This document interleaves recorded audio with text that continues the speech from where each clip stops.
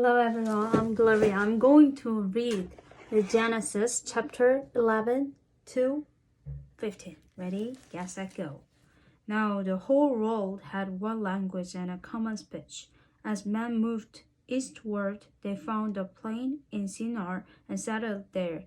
They said to each other, "Come, let's make brick and bake them thoroughly." They used brick instead of stone and tar for mortar. Then they said, "Come, let us build ourselves a city with a tower that reaches to the heavens, so that we may make a name for ourselves and not be scattered over the face of the whole earth." But the Lord came down to see the city and the tower that the men were building. The Lord said, "If as one people speaking the same language they have begun to do this, then nothing they plan to do will be impossible for them.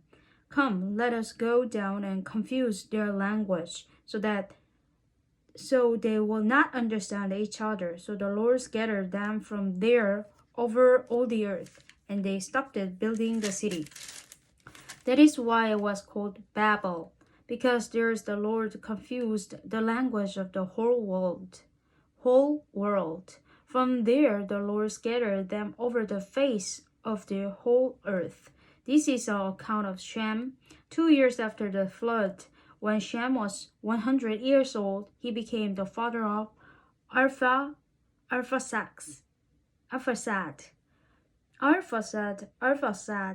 And after he became the father of Arphaxad, Shem lived 500 years and had other sons and daughters. When Arphaxad had lived 35 years, he became the father of Shelah.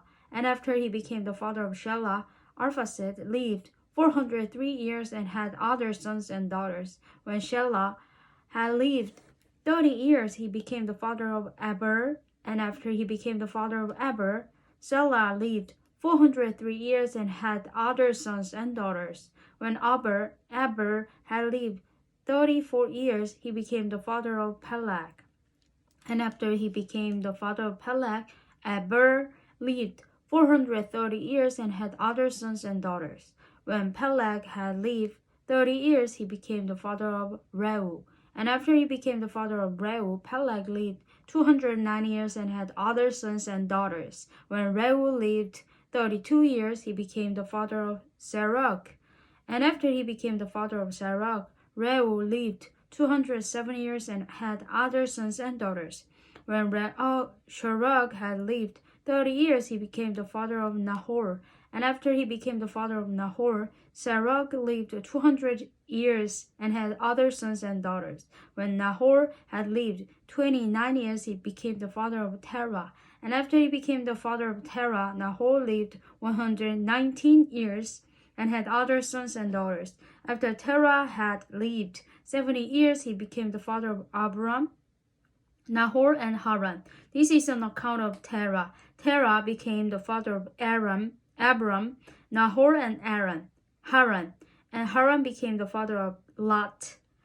And while his father Terah was still alive, Haran died in Ur of the Chaldeans in the land of his birth. Abram and Nahor both married. The name of Abram's wife was Sarai, and the name of Nahor's wife was Milcah. She was the daughter of Haran, the father of both Milcah and Iscah. Now Sarah was barren. She had no children. Terah took his son Abram, his grandson Lot, son of Haran, and his daughter-in-law Sarai, the wife of his son Abram, and together they set out from Ur of the Chaldeans to the Canaan. But when they came to Haran, they settled there. Terah lived 205 years and he died in Haran. Okay, I'm gonna move. Chapter 12. The calls of Abram. The Lord had said to Abram, "Leave your country, your people, and your father's household, and go to the land I will show you. I will make you into a great nation, and I will bless you. I will make your name great, and you will be a blessing. I will bless those who bless you, and whoever curses you, I will curse. And all people on earth will be blessed through you. So Abram left as the Lord had told him, and Lot went with him. Abram was 75 years old when he set out from Haran. He took his wife Sarai, his nephew Lot, all the possessions they had accumulated, and the people they had acquired in Haran, and they set out for the land of Canaan, and they arrived there. Abram traveled through the land as far as the site of the great tree of Moriah at Shechem.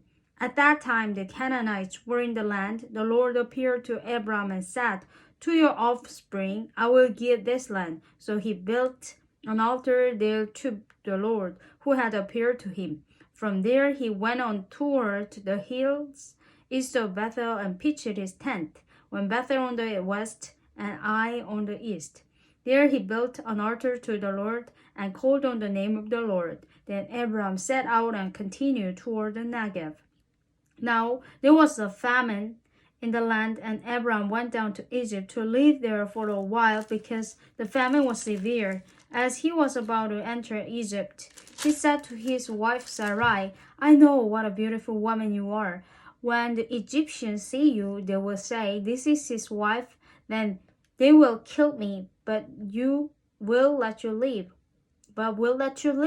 Say you are my sister, so that I will be treated well for your sake, and my wife will be spared because of you." When Abram came to Egypt, the Egyptians saw that she was a beautiful, very beautiful woman.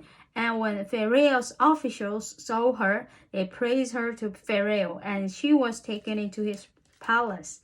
He treated Abram well for her sake, and Abram acquired sheep and cattle, male and female, donkeys, manservant, and maidservant, and camels. But the Lord inflicted serious disease on Pharaoh and his household because of Abram's wife Sarai. So Pharaoh summoned Abram. "What have you done to me?" He said, "Why didn't you tell me she was your wife? Why did you say, 'She's my sister,' so that I took her to be my wife? Now then, here is your wife. Take her and go." Then Pharaoh gave orders about Abram to his men, and they sent him on his way. With his wife and everything he had. That's it.